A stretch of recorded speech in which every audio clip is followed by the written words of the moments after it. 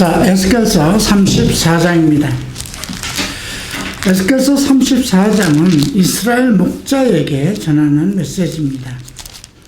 그리고 35장에 세일산 에돔족을 향해서 메시지를 전합니다. 그리고 36장에서 이스라엘 산들에게 예언하라고 그러죠. 에스겔서에서의 이스라엘 산들에게 예언하라는 것은 두 번 나옵니다. 하나는 6장에서 있었던 거예요. 그리고 이제 37장, 그래서 36장에서부터는 이스라엘의 회복에 대한 메시지가 나옵니다. 36장은 특별히 이스라엘의 영적 회복에 대한 메시지가 나오고요. 37장에서는 이스라엘의 국가의 회복에 대한 메시지가 나옵니다. 그리고 38장에서 우리가 여러 번 강의를 들었던 것처럼 마지막 이스라엘의 시간, 이제 3년 반이 후 3년 반이 시작되는 것입니다. 이제 우리가 다니엘서에서 예언된 이제 마지막 7주를 보게 되는데요. 그때 3년 반 동안 하나님은 이스라엘을 엄청 축복하십니다. 그래서 이스라엘이 모든 것에서 회복되고 국가도 회복되고 모든 것이 잘 됩니다. 그래서 그들의 영혼이었던 예루살렘 성전도 짓게 되죠. 그리고 이제 3년 반에 이스라엘에 큰 이제 재난이 임하는데요. 그것은 이스라엘만 받는 고통이 아니라 전 세계가 당하는 고통입니다.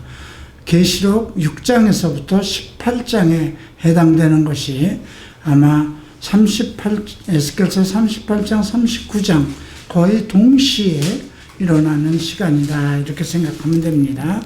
그래서 이제 오늘 우리가 이스라엘의 34장과 35장 이 둘을 살펴보고 다음 주에 이제 이스라엘의 회복에 관한 내용을 살펴볼 것인데요. 지금 우리가 살고 있는 이 시대가 얼마나 지금 그날과 가까이 와 있는 것을 가늠할 수 있는 그런 말씀이기도 합니다. 자, 이제 34장으로 돌아갑니다. 자, 여호와의 말씀이 내게 임하여 이르시되 인자야 너는 이스라엘 목자에게 예언하라.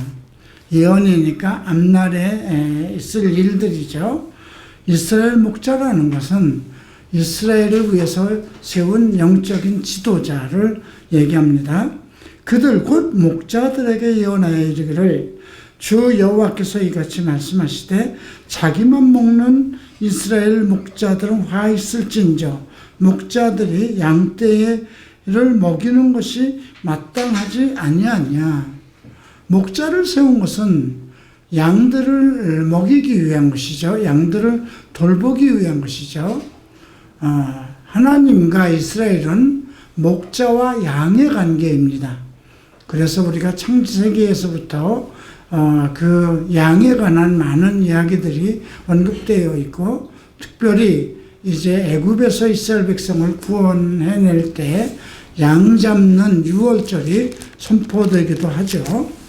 그래서 지금 하나님께서는 이스라엘 목자에게 얘기합니다. 자기만 먹는 이스라엘의 목자. 이것은 우리가 요한복음 10장에서도 언급된 내용이죠. 예수님은 나는 참 목자라고 그랬죠.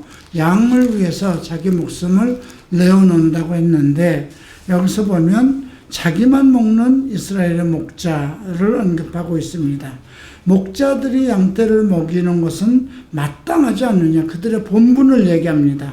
너희가 살찐 양을 잡아 그 기름을 먹으며 그 털을 입되 양떼는 먹이지 아니하는도다. 여기에서 이스라엘의 살찐 양들은 이스라엘 백성들을 얘기합니다. 너희가 그 연약한 자를 강하게 아니하며, 이게 이제 목자의 본분입니다. 연약한 자를 강하게 하지 아니하며, 병든 자를 고치지 아니하며, 상한 자를 싸매주지 아니하며, 쫓기는 자를 돌아오게 하지 아니하며, 잃어버린 자를 찾지 아니하고, 다만 포악으로 그들을 다스렸도다. 그러니까 이스라엘이 정말 앞에서 언급된 것처럼 멸망당한 것은, 그래서 70년 동안 느부갓네살 왕 바벨론의 포로가 되는 그런 과정들, 이 모든 것은 그 시작이 목자들이 목자의 역할을 하지 못했기 때문에 나타나는 것을 우리가 알 수 있죠.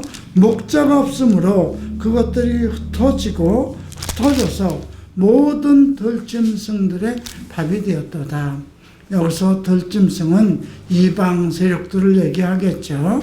그래서 예수님이 그 12 제자들에게도 너희는 길 잃은 이스라엘 백성들에게 가라고 그러죠. 사마리아나 또 이방의 땅에도 가지 말고 너희는 길 잃은 이스라엘 양들을 찾아가라고 합니다. 그것은 그만큼 예수님이 오시기 전까지 이스라엘 백성들의 그 지도자, 영적인 지도자들이 바로 그 목자의 생활을 하지 못했다는 것입니다. 자, 7절을 봅니다. 그러므로 목자들아, 여호와의 말씀을 들을지어다. 주 여호와의 말씀에 내가 내 삶을 두고 맹세하노라. 내 양떼가 노략거리가 되고 모든 들짐승의 밥이 된 것은 목자가 없기 때문이다. 내 목자들이 내 양을 찾지 아니하고 자기만 먹이고 내 양떼들을 먹이지 아니하였도다. 이렇게 이스라엘의 영적 지도자, 그 당시 이제 영적 지도자들이라면 제사장이 있고요, 서기관이 있고요, 장로들이 있습니다. 그래서 그들이 자기의 부귀영화만을 위해서 살았지 양들을 성경 말씀으로, 하나님의 말씀으로 먹이지 아니한 것을 책망하는 겁니다. 그러므로 너희 목자들아, 여호와의 말씀을 들을지어다. 주 여호와께서 이같이 말씀하시되 내가 목자들을 대적하여 양떼를 그들의 손에서 찾으리니 목자들이 양을 먹이지 못할 뿐 아니라 그들이 다시는 자기도 먹이지 못할지니라. 내가 내 양을 그들의 입에서 건져내어서 다시는 그들의 먹이가 되지 아니하게 하리라. 그 이스라엘의 영적인 지도자들이 이스라엘 백성들을 자기의 먹이로 삼는 거죠. 이제 예배를 통해서 헌금을 노력하고 그들에게 정말 그것은 이스라엘 예수님이 있었을 때도 동일한 일들을 했었죠. 성전에서 환전을 하는 거라든가 또 짐승들 재물들을 또 그 각자의 집에서 가져오지 않고 성전에 있는 걸로 비싸게 파는 그런 행위들을 했기 때문에 이제 양떼를 그들의 손에서 찾겠다고 선언하십니다. 11절 봅니다. 주 여호와께서 이같이 말씀하셨느니라. 나 곧 내가 내 양을 찾고 찾되, 찾고 찾되는 건 멈추지 않는다는 겁니다. 우리가 이런 표현이 복음서에서도 나옵니다. 99마리 양, 100마리 양 중에 한 마리 양을 잊었을 때 그 양을 찾고 찾는다는 말이 나옵니다. 또 동전 하나를 잃어버렸을 때 그것을 찾고 찾지 않겠느냐. 이것은 그것을 찾는 것에 멈추지 않는다는 것이죠. 목자가 양 가운데 있는 날에 양이 흩어졌으면 그때를 찾는 것 같이 내가 양을 찾아서 흐리고 캄캄한 날에 그 흩어진 모든 곳에서 그들을 건져낼 것이다. 이것은 이제 참목자로서의 역할을 하시겠다는 것입니다. 내가 그것들을 만민 가운데서 끌어내어 여러 백성 가운데 모아 그 본토로 데리고 가서 이스라엘 산후에와 시냇가와 그 땅 모든 거주자에게 거주지에서 먹이되 좋은 꼴을 먹이고 그 우리를 이스라엘 높은 산에 두리니 그것들이 그곳에 있는 좋은 우리에 누워 있으며 이스라엘 산에서 살찐 꼴을 먹이리라. 이제 주님께서 직접 이렇게 하신다는 것은 주님께서 지금까지 있었던 그 양들을 치는 목자들의 제도를 혁신할 것을 얘기하는 거예요. 그래서 예수님께서 친히 오셔서 그의 제자, 12제자를 삼으시고 이제 그들에게 주의 백성들을 맡기죠. 그래서 율법 시대가 이제 종말이 될 것을 이제 미리 예고하는 것입니다. 14절 보시겠습니다. 좋은 꼴을 먹이고 우리를 이스라엘 높은 산에 두고 그것들이 있는 좋은 우리에 누웠으며 이스라엘 산에서 살찐 꼴을 먹이리라. 내가 친히 내 양의 목자가 되어 그것들을 먹게 하라. 주 여호와의 말씀이라. 주께서 직접 이제 목자가 되신다는 것입니다. 그 잃어버린 자를 내가 찾으며 쫓기는 자를 내가 돌아오게 하며 상한 자를 내가 싸매주며 병든 자를 내가 강하게 하려니와 살찐 자와 강한 자는 내가 없애고 정의대로 그것들을 먹이리라. 그러니까 살찐 자와 강한 자, 이스라엘 중에서 이들은 누굴까요? 호의호식하고 있는 고관 또 그 왕족들과 함께 이스라엘 백성들을 먹이로 삼는 그러한 지도 계층을 얘기하는 것이죠. 자, 17절 봅니다. 주 여호와께서 이같이 말씀하셨느니라.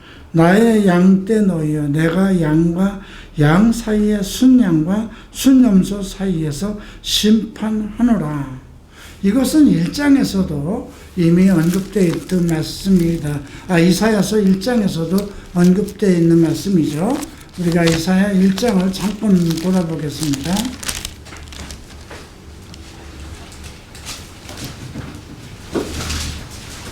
자, 이스라엘 1장에서도 11절에 너희의 무수한 재물이 내게 무엇이 유익하냐? 나는 순양의 범죄와 살찐 짐승의 기름에 배불렀고 나는 숫송아지나 어린 양이나 순염소의 피를 기뻐하지 않는다. 너희가 내 앞에 보이러 오니 이것을 누가 너희에게 요구하였느냐? 내 마당만 밟을 뿐이라. 이것은 이스라엘의 목자들이 그 이스라엘 백성들에게 예배를 빙자해서 이스라엘 백성들을 하나님 앞에 모으고 그들을 먹이로 삼는 그 방법에 대해서 간접적으로 책망한 것이죠. 자, 이제 다시 34장으로 돌아갑니다. 그래서 내가 양과 양 사이와 순양과 수염소 사이를 심판하노라. 그러니까 이 말은 목자들도 사실 하나님의 양들이에요.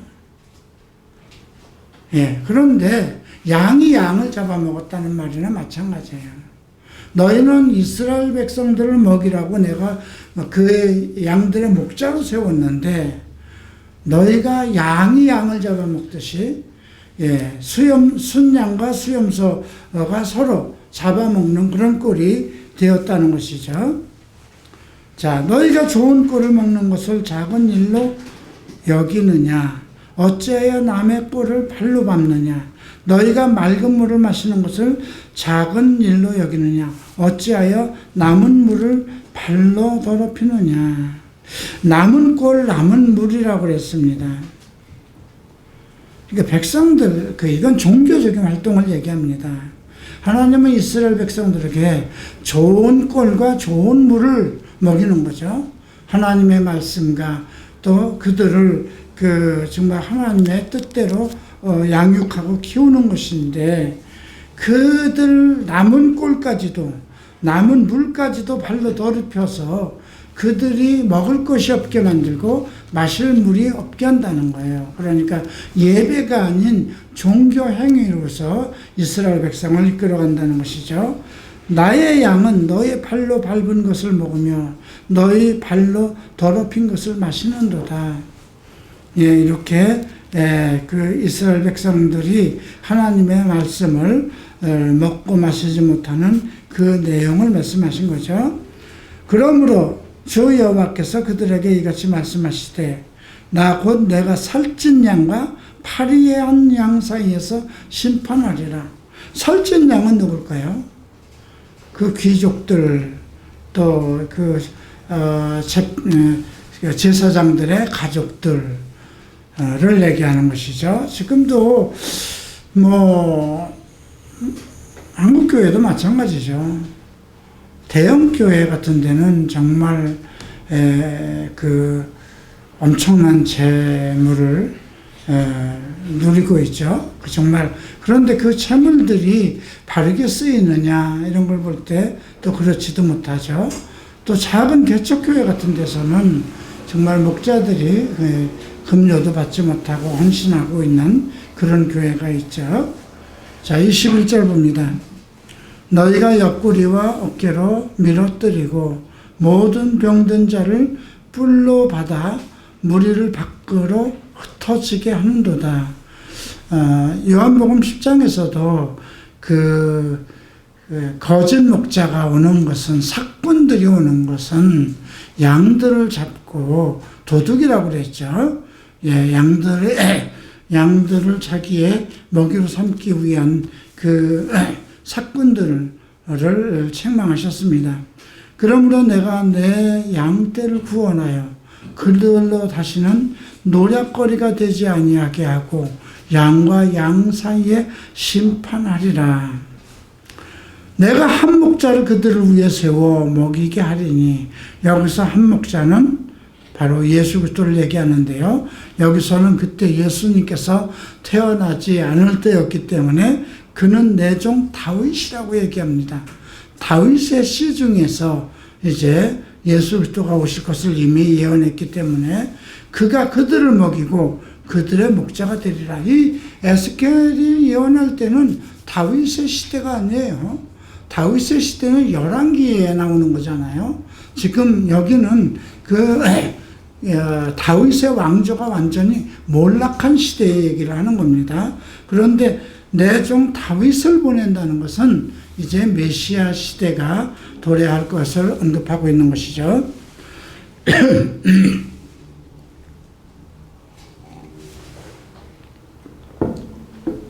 자, 24절입니다. 나 여호와는 그들의 하나님이 되고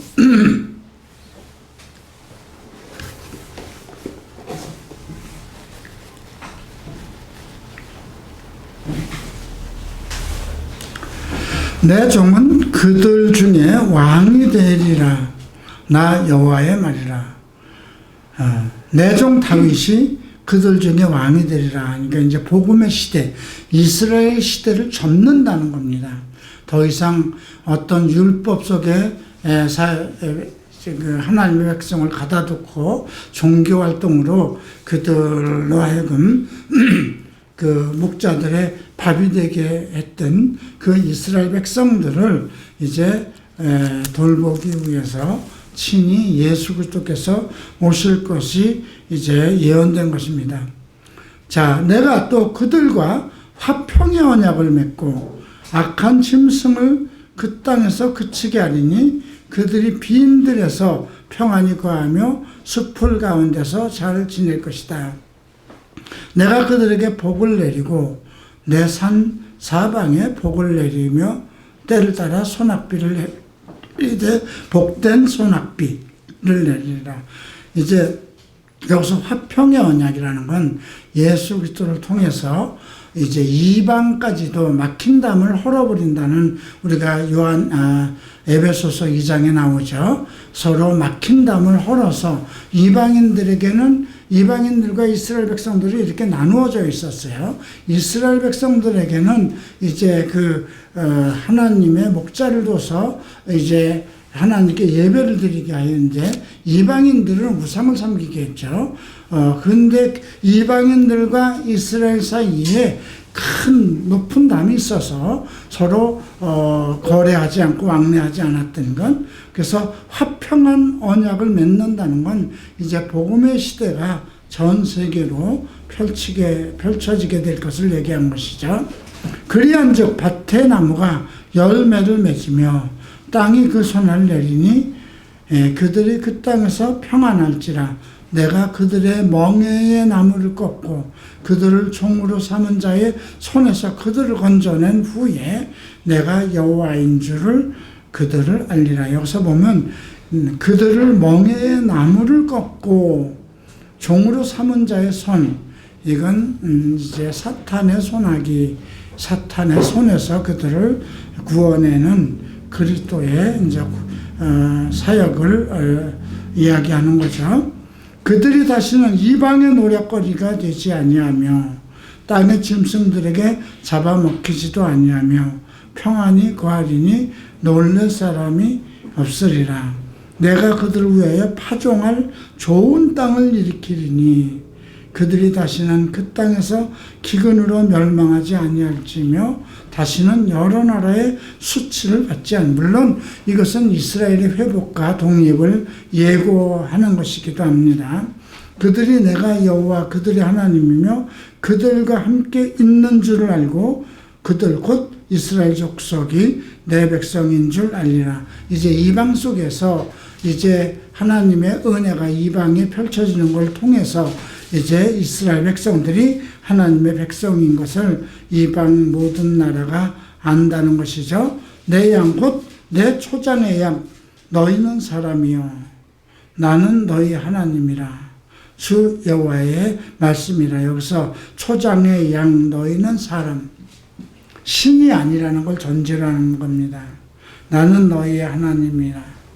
그러니까 주 여호와 한 분밖에 너희에게는 신을 두지 않았다는 말씀과 같은 말씀이죠.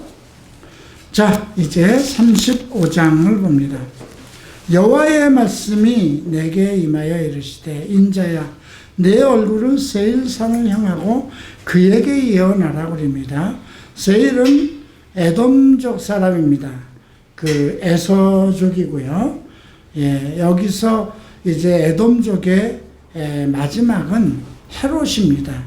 그래서 예수 그리스도 시대에 그 헤롯 왕가가 이스라엘 다스리죠. 그래서 우리가 이삭에게 예언했던 그 내용들이 나오죠. 큰 자는 작은 자를 섬길 것이다. 에서가 장자로 태어났지만 이제 그 작은 자 이삭을 섬긴 것처럼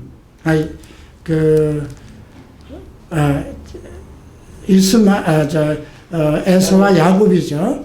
야곱을 섬긴 것처럼 여기에서도 똑같이 이제 그 내용이 그대로 성취됩니다. 이르기를 주 여호와께서 이같이 말씀하시는데 세일산아 내가 너를 대적하여 내 손을 내 위에 펴서 내가 황무지와 공포의 대상이 되게 할지라. 이것이 이제 정말 에돔족이 결과적으로 어떻게 멸망할 것인가에 대한 말씀이기도 하죠. 내가 옛날부터 한을 품고 이스라엘 족속의 환난 때 곧 마지막 때에 칼의 위력에 그들을 넘겼도다. 자, 여기 보면 이스라엘 족속의 환난 때라고 그랬습니다. 곧 마지막 때라고 그랬거든요. 이제 이것은 종말의 때에 그 에돔족이 이스라엘 돕지 않고 그 칼의 의력에 그들을 넘기는 일, 이것이 이제 나타날 것을 언급한 건데요. 결국 이제 우리가 로마 시대에도 보지만 그 이스라엘 족속들을 에돔 왕이, 그러니까 헤롯 대왕이 먹이로 삼고 이스라엘 백성들을 통치하고 결국은 그 로마의 그 지배를 받는 그런 형상이 나타났죠. 그러므로 주 여호와의 말씀이니라. 내가 나의 삶을 두고 맹세하노니 내가 너에게 피를 만나게 한즉 피가 너를 따르리라. 우리가 피의 보복이라 이러죠. 피는 혈족을 나타내기도 합니다. 혈통을 나타내기도 하고요. 피를 만나게 한즉 피가 너를 따르리라. 내가 피를 미워하지 아니하였은즉 피가 너를 따르리라. 이스라엘 그 에돔족이 그 멸망한 것은 사실은 우리가 그 에서를 봐도 그 원래 이삭의 아들로서 태어났다면 거룩한 하나님의 뜻을 따라서 살아야 되는데 이방인과 결혼하고 음행하는 자 에서라고도 얘기를 했고요. 정말 죽 한 그릇의 장자의 명분을 경홀히 여기고 자기의 장자의 명분을 팔았다. 그러니까 세상 것, 현실주의가 되고 자기 먹이를 위해서 수단과 방법을 가리지 않았다는 거죠. 우리는 그 에돔 시대의 에돔족들의 일들을 우리 시대에서는 보지 못하지만 이제 복음서를 봤을 때 우리가 복음 사역자를 죽이고 했던 일들이 전부 다 헤롯 시대에 일어났던 것이거든요.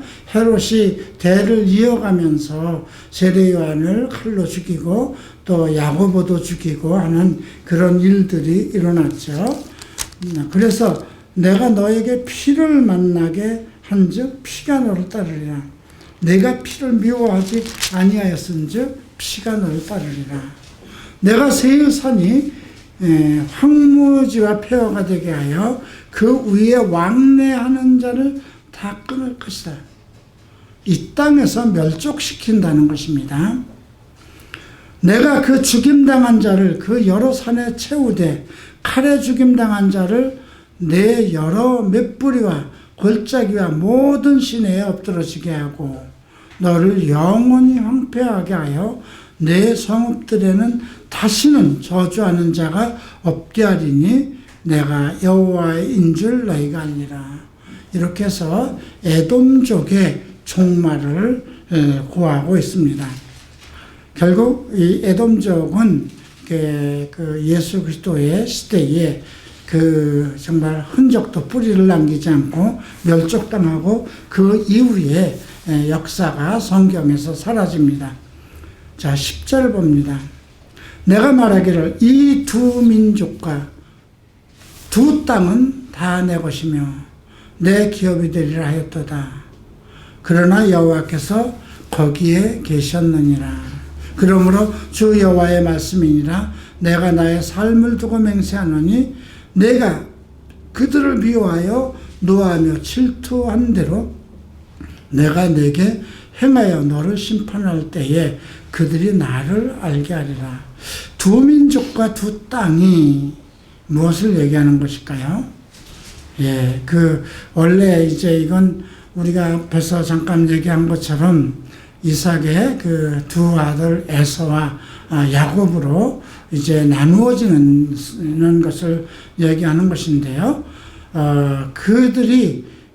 그들을 미워하고 그들이 질투한 대로 그만큼 그 에돔 에서가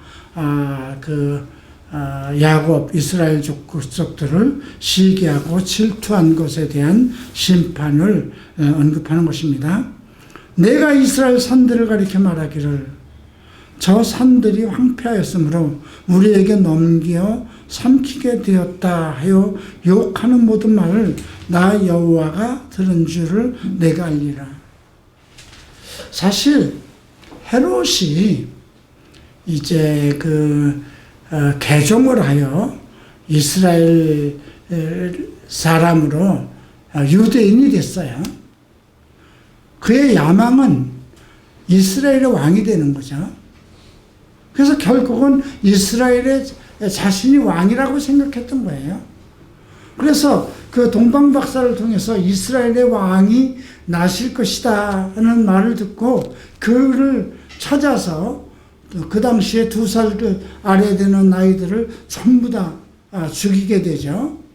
자기가 사실 그 이스라엘의 왕으로 실질적으로 이스라엘을 통치했으니까요. 그래서 예수 그리스도를 그 아주 자기 시대에 완전히 멸절시키려고 하는 이제 그 이야기가 지금 언급된 것입니다. 너희가 나를 대적하여 입으로 자랑하며 나를 대적하여 여러 가지 말한 것을 내가 들었도다. 주 여호와가 이같이 말씀하셨느니라. 온 땅이 즐거워할 때에 내가 너를 황폐하게 하되. 예수께서 오셔서 온 땅이 정말 기뻐했잖아요. 그죠? 병든 자, 소경, 모든 가난한 자들이 복음을 듣고 또 이방에서 복음을 듣고 그를 기뻐할 때에 내가 너를 황폐하리라. 이것도 예언입니다. 이것이 우리 복음서에서 그대로 나타난 대로 에돔족은 황폐했죠. 이스라엘 족속의 기업이 황폐함으로 내가 즐거워한 것 같이. 이스라엘의 기업이 황폐했다는 건 뭐예요? 이스라엘이 완전히 망해서 로마 속에 로마의 통치를 받게 된 거잖아요. 그때 내가 즐거워한 것 같이 내가 나를 황폐하게 하리라. 세일사나 너와 에돔 온 땅을 황폐하리니 내가 여호와인 줄 무리가 알리라 하셨다 하라. 이렇게 35장은 이제 예수 그리스도께서 오실 것을 위해서 34장에서 언급했죠. 34장, 23장 한 목자를 세우고 그 목자는 다윗이라고 했어요. 그리고 그가 왕이 될 것이라고 얘기했죠. 에스겔이 얘기한 것이니까 다윗의 시대는 있던 일이 아닙니다. 이것은 예수 그리스도 시대를 예언한 겁니다. 그리고 그때 이제 그 초장이 부활될 것, 이스라엘의 한 목자들이 세워질 것, 복음의 땅이 이루어질 것을 언급했고요. 35장에서는 그 시대에 다윗 왕, 즉 예수 그리스도가 태어났을 때에 이제 에돔족 헤롯 왕가가 완전히 몰락하는 것, 이것을 예언한 것입니다. 그래서 그 이스라엘 족속이 황폐되었을 때, 이스라엘 족속이 다 그 로마에 망해서 로마의 지배를 받게 될 때에 그 헤롯이 기뻐해서 그 유대인의 왕이 되기 위해서 일부러 유대인들의 그 제사장 을 통해서 그가 이제 제사장의 딸과 결혼을 합니다. 그리고 이제 할례를 받고 이제 개종을 하죠. 개종을 해서 유태인이 되는 겁니다. 그게 어쩌면 자기가 성경에 기록되어 있는 이제 왕으로 등극하는 그런 적그리스도의 모형이 되는 것입니다. 자, 이렇게 해서 오늘 에스겔서 34장과 35장을 살펴봤습니다. 다음 주에 우리가 이스라엘의 영적인 회복, 잠깐 그 부분을 36장에 보면 24절에서 이런 말씀이 있습니다.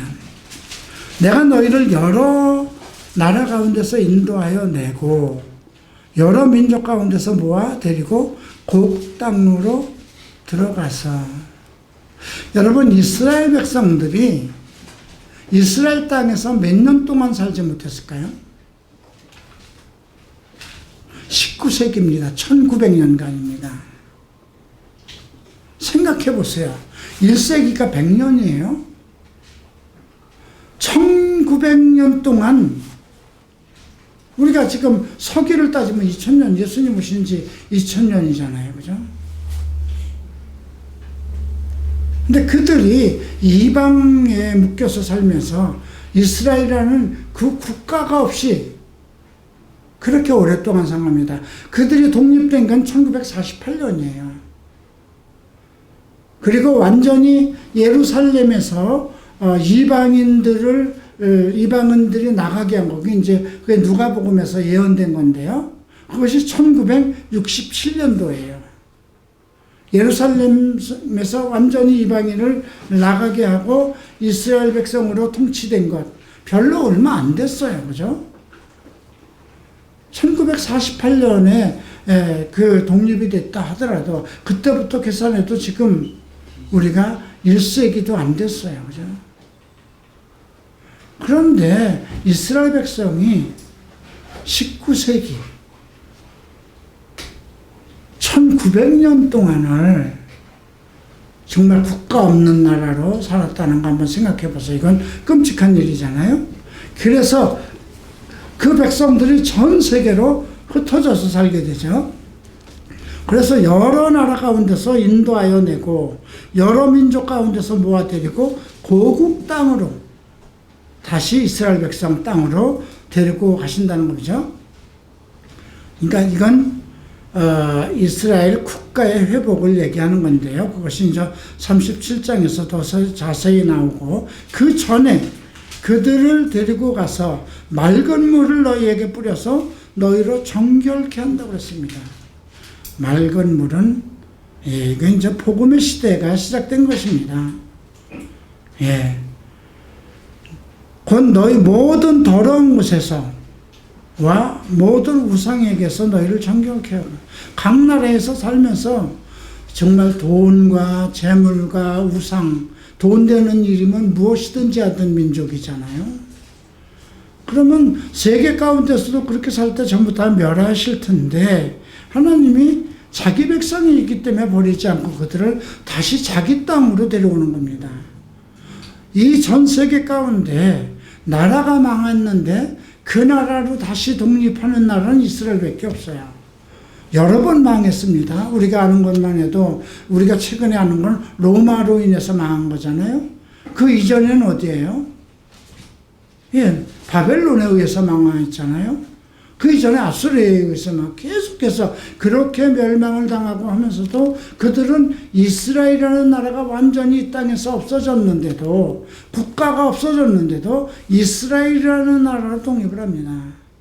우리나라만 해도 고조선에서부터 계속 나라가 이루어지죠. 삼국시대가 있었고, 삼국시대 그 전에 발해라는 나라도 있었어요. 그죠? 그런데 그 나라의 왕들이 망하고 나면 자기 나라를 다시 세우려고 그러죠. 근데 그렇게 안 됐어요. 조선시대만 해도 그게 안 됐어요. 그러니까 나라가 계속 이제 나라 이름이 바뀌잖아요. 근데 이스라엘이라는 국가로 계속 처음부터 끝까지 독립을 하죠.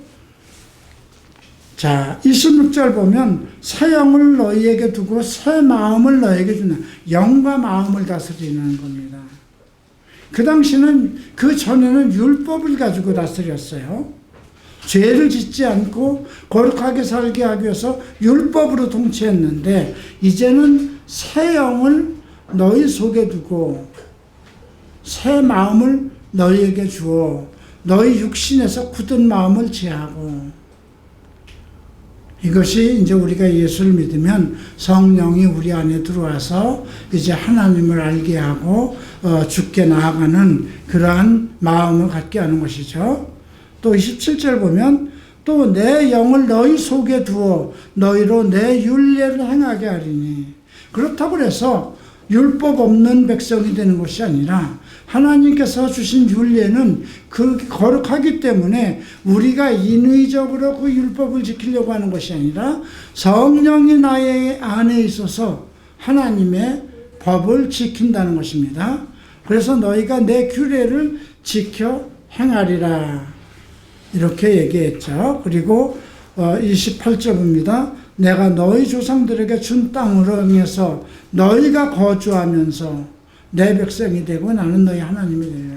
이스라엘 백성은 정말 그 19세기 동안 전 세계 돌아다니며 나라가 없는 그런 민족으로 떠돌이를 했지만 이제 다시 돌아와서 하나님의 백성 이스라엘 국가로 된다는 것인데 이것은 복음의 시대가 이루어질 것을 언급하는 것이고요. 이제 또 37장을 잠깐 봅니다. 마른 뼈에 대한 얘기가 나오죠. 여러분들은 이건 기존 교회에서도 많이 들었던 것이죠. 자, 4절 보면 너는 이 모든 뼈에게 대언하여 이르기를 너희 마른 뼈들아 여호와의 말씀을 들을지어다. 뼈에게 얘기를 하고 그러죠. 그 사방 골짜기에 보니까 뼈가 가득했어요. 근데 이것이 살겠느냐 하고 물어봅니다. 근데 에스겔은 주께서 아십니다. 그러니까 사람으로서는 그 이미 다 죽어서 국가도 없어진 그 나라가 다시 살 수 있다는 것은 상상도 못하는 것이죠. 그런데 이제 에스겔은 주께서 아십니다. 그래서 이제 마른 뼈에게 대언을 하라고 합니다. 그래서 이제 7절 보면 이에 내가 명령을 따라 대언하니 대언할 때 대언이라는 건 하나님의 말씀을 듣고 전하는 거죠. 소리가 나고 움직이며 이뼈 저뼈가 들어맞아 뼈들이 서로 연결되더라. 여기서 대언한다는 거는요. 지금도 마찬가지예요. 목사들은 하나님의 말씀을 대언하는 겁니다. 무엇을 대언하는 거예요? 이 말씀, 성경을 대언해야 되는 거예요. 대언을 그분 대신해서 내가 하는 것이 아니라 이 말씀을 전하는 자가 대언자거든요. 하나님의 말씀에 내가 대언자가 돼서 그의 영으로 그의 가르침을 통해서 그의 영으로 성령의 능력을 통해서 전달하는 거거든요. 그래서 계시록에서도 이제 대언이라는 말씀이 나타나는데요. 그래서 킹제임스 성경은 예언에 대한 얘기를 전부 대언자라고 이렇게 언급을 합니다. 근데 내가 명령을 따라 대언을 할 때에 이뼈 저뼈가 서로 들어맞고 뼈에 힘줄이 생기고 살이 오르며 그 위에 가죽이 덮이나 그 속에 생기는 없더라 그랬어요. 우선 국가가 먼저 조직됩니다. 회복됩니다. 그리고 나서 생기를 향하여 또 예언하라고 그러죠. 이제 생기라는 건 오늘 우리가 쉽게 얘기하면 성령을 얘기하는 것입니다. 그들에게 대언을 하는 건 뭘 먼저 전해야 되는 거예요? 말씀이에요. 말씀을 전한 후에 그 다음에 그들에게 이제 성령이 임하죠. 예수님도 제자들을 3년 동안 가르쳤어요. 그죠? 처음부터 성령을 주지 않았어요. 성령에 대해서 가르친 것도 요한복음은 보면 이제 13장, 14장부터 시작되잖아요. 14, 15, 16장 이 세 군데서 성령에 관한 것을 말씀하세요. 그전에는 말씀하지 않았어요. 그들은 성경만 가르쳤어요. 그리고 내가 간 후에 성령이 너희에게 임할 것이다 이렇게 약속을 하신 것이잖아요. 그래서 이게 마찬가지예요. 지금도 복음 사역자들은 말씀을 대언하는 거예요. 성경을 그대로 가리키는 겁니다. 그러면 그들의 뼈가 서로 들어맞아서 뼈들이 서로 연락한다는 것입니다. 사람의 기초가 세워질 수 있다는 것입니다. 그 다음에 이제 성령에 대해서 생기를 예언하여 대언하라. 생기에게 대언하여 이르기를 주 여호와께서 이같이 말씀하시기를 생기야 사방에서부터 와서 이 죽음 당한 자에게 붙어서 살아나게 하라. 그 명령대로 대언하였더니 생기가 그들에게 들어가니 그들이 곧 살아서 일어나 서는데 극히 큰 군대라고 그럽니다. 하나님의 군대죠. 지금도 이 원리는 똑같습니다. 여러분들이 모두 다 다른 교회에서 왔죠. 예, 사방에서 여러 교회에서 우리 교회로 왔습니다. 여러분들이 왔을 때는 정말 죽은 자나 마찬가지였죠. 그죠? 죄 속에서 살아가고 살았다고 볼 수 없는 그런 심령들이었어요. 그죠? 그리고 지금 여러분들이 와서 계속 하나님의 말씀을 듣기 시작했고 그 말씀 속에서 여러분들이 한 가지 한 가지 깨닫기 시작했죠. 예. 그리고 이제 여러분들 속에서 성령이 역사하기 때문에 성령 안에서 이제 모이기 시작하는 것인데요. 이제 큰 군대가 된다는 것. 이제 아마 이달 말일이면 하베스트가 책이 출판됩니다. 예, 세상을 바꾼 사람이라는 제목을 썼습니다. 원래 위대한 추수라는 그 초창기 때 내가 일본에서 왔을 때 이미 그 책이 번역되어 있어서 그 이름으로 하려고 그랬는데 그게 출판 관계에 있어서 동일한 내용을 동일한 이름으로 할 때는 저자와 출판사 허락을 받아야 되기 때문에 그래서 여러 가지를 생각했어요. 추수의 시대, 여러 가지. 일본어는 그것을 수학의 시대라고 되어 있어요. 근데 세상을 바꾼 사람들이라 이렇게 했습니다. 그 책을 보면 정말 우리는 저들보다는 나았던 사람들이었구나. 근데 내가 보기에는 가장 죄 가운데서 가장 힘든 것이 여러분들이 가지고 있는 죄가 아닐까 싶어요. 그들이 마약을 하고 술을 먹고 이렇게 타락했던 것은 외적인 요소입니다. 그죠?